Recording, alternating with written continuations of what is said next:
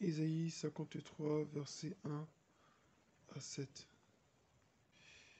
Ésaïe 53, versets 1 à 7. Alors il est écrit: Qui a cru à ce que nous avons annoncé? Qui a reconnu le bras de l'Éternel? Il s'est élevé devant lui comme une faible plante, comme un rejeton qui sort d'une terre desséchée. Il n'avait ni beauté ni éclat pour attirer nos regards, et son aspect n'avait rien pour nous plaire. Méprisé et abandonné des hommes, homme de douleur et habitué à la souffrance, semblable à celui dont on détourne le visage, nous l'avons dédaigné, nous n'avons fait de lui aucun cas. Cependant, il a porté nos souffrances, il s'est chargé de nos douleurs, et nous l'avons considéré comme puni, frappé de Dieu et humilié. Amen. Verset 5. Mais il était blessé pour nos péchés, brisé pour nos iniquités. Le châtiment qui nous donne la paix est tombé sur lui, et c'est par ses meurtrissures que nous sommes guéris. Nous étions tous errants comme des brebis, chacun suivait sa propre voie, et l'Éternel l'a frappé pour l'iniquité de nous tous. Verset 7, dernier verset. Il a été maltraité et opprimé, et il n'a point ouvert la bouche. Semblable à un agneau qu'on mène à la boucherie, à une brebis muette devant ceux qui l'attendent, il n'a point ouvert la bouche. Amen. Amen. Donc, Jésus s'est donné lui-même pour nous. Il faudrait que, en tant qu'enfants de Dieu, nous nous rappelions de cela tous les jours, de ce que Jésus a fait. Le thème de ce message, c'est Jésus l'a fait pour nous. Et si nous nous rappelons que c'est pour nous que Jésus l'a fait, cela va changer beaucoup de choses dans nos vies. Cela va changer beaucoup de choses dans notre rapport à la foi, dans notre rapport à la prière, dans notre rapport à la parole de Dieu, dans notre rapport avec le Saint-Esprit. Amen. Amen. Donc il est important vraiment que nous demandons au Seigneur, au travers de ce passage, de nous révéler son amour pour nous, de nous révéler à quel point il nous aime, parce que c'est de l'amour de Dieu pour nous ici dont il s'agit. Il a été méprisé, tellement méprisé que personne ne pouvait croire que c'était lui. Personne ne pouvait imaginer à seul instant que c'était lui. Et pourtant, c'était bien lui. Et dans notre vie, vous voyez, c'est la même chose. Souvent, il y a des bénédictions que Dieu envoie pour nous. Mais parce que ces bénédictions ne ressemblent pas à ce que nous on veut, parce qu'elles ne se présentent pas à nous comme on l'attendait, alors on les méprise. On se dit, mais non, mais ça peut pas être elle. La femme de ma vie, ça peut pas être elle. Regarde comment elle est habillée, ça peut pas être elle. Non, mais le gars avec qui je vais travailler, la promotion que j'ai demandée, mais c'est pas comme ça que je la voyais. Mais le travail de mes rêves, c'est pas comme ça que je le voyais. Le pays de mes rêves, c'est pas comme ça que je le voyais. Mon métier de rêve, ce n'est pas comme ça que je le voyais. Mais ce n'est pas parce qu'il ne ressemble pas à ce que tu voyais ou à ce que tu pensais que ce n'est pas pour autant ce que Dieu a prévu pour toi. Amen. Amen. Et tout est dans le premier verset où il dit: Qui a cru à ce que nous avons annoncé? Qui a reconnu le bras de l'Éternel? Nous avons du mal à reconnaître Dieu quand il se manifeste à nous. Rappelons-nous de David. Qu'est-ce que l'Éternel a dit à Samuel par rapport à David? Je l'ai dit en parallèle de ce passage. L'Esprit de Dieu me rappelle le verset où il dit: L'Éternel ne regarde pas ceux qui frappent les regards. Amen. Mais l'Éternel regarde au cœur. L'apparence, c'est une façade. L'apparence, ce n'est qu'un emballage. Mais ce qui est à l'intérieur est beaucoup plus important. Ayons un regard spirituel sur le monde. Ayons un regard spirituel sur ce qui nous entoure. Ce que le Seigneur voulait vraiment nous dire ce matin, c'est de nous rappeler ce qu'il a fait pour nous.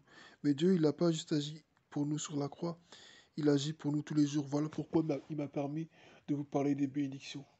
Parce que Dieu nous bénit vraiment chaque jour. Il y a des moments où Dieu envoie des gens sur notre route.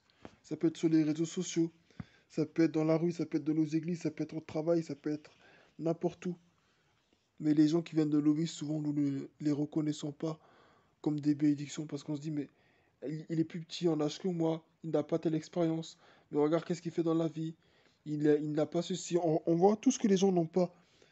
Et à cause des défauts des gens, on se dit, mais non, ça peut pas être lui, ça peut pas être elle. Ou bien parce que tel a fait une ou deux erreurs. Amen. Faisons très attention. Amen. Parce que il y a des bénédictions qui sont des fois pour nous déguisées en malédictions. Amen. Amen. Mais souvent, nous ne reconnaissons pas ce que Dieu fait. C'est comme les situations que nous traversons. On a l'impression qu'on a échoué dans notre vie, qu'on a tout raté. Et on se dit, mais Dieu, tu n'es plus avec moi. Mais souvent, ces situations-là, Dieu les prend pour nous révéler à quel point il nous aime. Souvent, rappelez-vous, c'est dans les moments comme ceux-là, les moments difficiles, on entend le plus la voix de Dieu. Et très souvent, si on aurait été dans... Enfin, très souvent, au final, on finit par réaliser que si on était dans des moments perpétuels de joie et de paix, on n'aurait jamais appris à entendre la voix de Dieu comme on aurait pu l'entendre dans les moments difficiles. On n'aurait jamais appris à prier comme on prie aujourd'hui si on n'aurait pas vécu des moments difficiles. On n'aurait jamais appris à avoir la foi ou à connaître Dieu comme on le connaît aujourd'hui si on se serait juste contenté de lire la Bible, d'entendre les messages et puis de prier entre nous et puis en attendant tout va bien. Il a fallu que Dieu nous fasse passer par des moments difficiles. Mais ces moments difficiles en réalité étaient notre bénédiction. Amen. Étaient notre bénédiction. Donc apprenons à reconnaître ce que Dieu met devant nous. Je l'ai fait pour vous.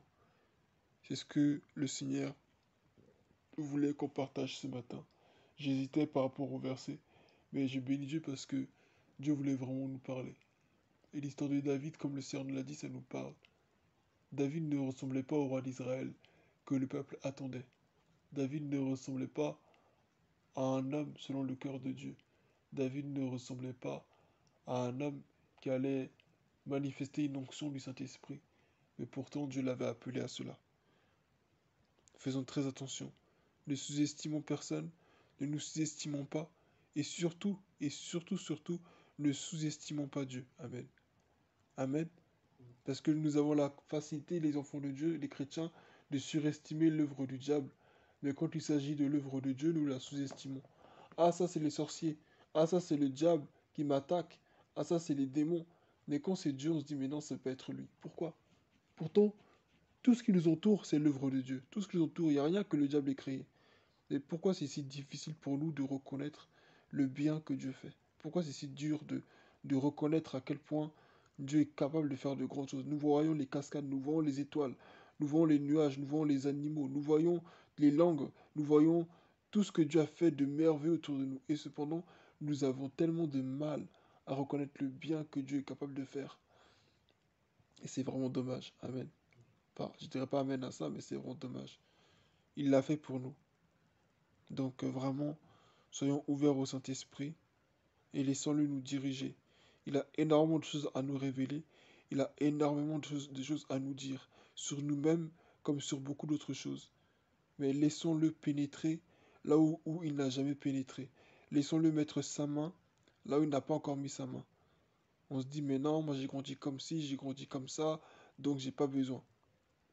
Tant que tu fermeras ton cœur, il y aura toujours un blocage. Et des fois, on se dit, mais non, mais pourquoi dans ma vie chrétienne, j'arrive pas à tenir? Pourquoi dans ma vie chrétienne, j'arrive pas à rester ferme comme les autres? C'est parce que souvent aussi, tu n'as pas laissé Dieu toucher tous les aspects de ta vie. Tu as laissé Dieu te donner du travail. Tu as laissé Dieu te convaincre du péché en général qui te séparait de lui. Tu as laissé Dieu te montrer la femme de ta vie. Tu as laissé Dieu te montrer l'église où tu devais prier. Mais tu ne l'as pas laissé encore changer l'état de ton cœur. Tu ne l'as pas laissé corriger les erreurs que tes parents avaient pu faire dans ta vie. Tu ne l'as pas laissé te donner une révélation de qui il est réellement. Tu ne l'as pas laissé encore vraiment se manifester dans ta vie, te montrer que le surnaturel existe. Amen. Donc il est important que nous laissions Dieu toucher tous les aspects de nos vies. Si nous voulons vraiment être changés, si nous voulons vraiment être transformés, il faudrait que nous laissions le Saint-Esprit toucher tous les aspects de nos vies, et pas seulement certains aspects. On ne peut rien lui cacher de toutes les façons. Amen. On ne peut rien lui cacher. Mais quand bien même que Dieu sait toutes choses, il faudrait que pour que notre relation avec lui soit vraiment soudée, soit vraiment forte, il faut que nous lui laissions l'opportunité de nous guérir en profondeur, d'agir dans tous les domaines de nos vies. Et pour cela, il faudrait que nous passions davantage de temps avec lui. Amen. Passons davantage de temps avec lui. Passons beaucoup de temps avec lui. Prions, parlons-lui. Ouvrons-lui nos cœurs. Nous verrons que le Saint-Esprit va nous révéler des choses sur nous-mêmes que nous ne savions pas nous-mêmes. Et pourtant, c'était là depuis des années. Mais si nous refusons de faire face aux blessures intérieures, à toutes ces choses que nous avons au fond de nous, par rapport à la manière dont on a grandi, par rapport à la manière dont on a vécu jusqu'aujourd'hui, si nous ne laissons pas le Saint-Esprit de Dieu nous toucher, nous allons passer à côté de beaucoup de grâce dans nos vies. Et nous allons nous étonner de pourquoi nous ne sommes pas entrés dans notre destinée, pourquoi nous n'avons pas eu accès à tel poste, à tel truc. Parce qu'il y a des bénédictions, je vous dis, que nous n'aurons jamais tant que nous ne laisserons pas le Saint-Esprit guérir nos cœurs, guérir nos âmes en profondeur. Amen. Que son nom soit béni. Il l'a fait pour nous. Et si nous le réalisons, nous irons loin avec lui. Amen. Que son nom soit béni.